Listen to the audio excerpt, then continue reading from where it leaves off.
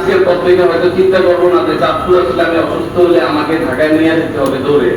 আমি তো চাঁদপুর হসপিটাল মনে করি আমার জন্য পারফেক্ট হসপিটাল।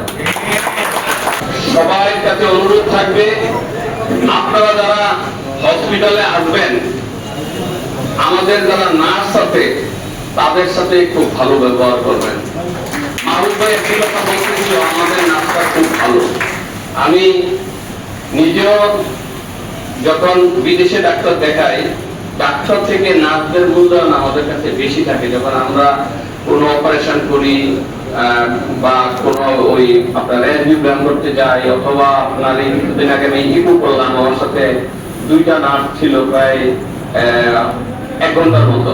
এদের ব্যবহার, আচার ব্যবহার অনেক মধুর। আসলে এরাই রুগীকে সুস্থ করে।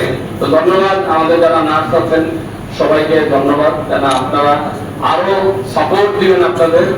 আর কিছু জনগণের কথা মাহবুব ভাই আমাকে বলেছে, চেষ্টা করবো কথা বলে এই নির্বাচনের আগে আপনাদের কতটুকু সমাধান করতে পারি।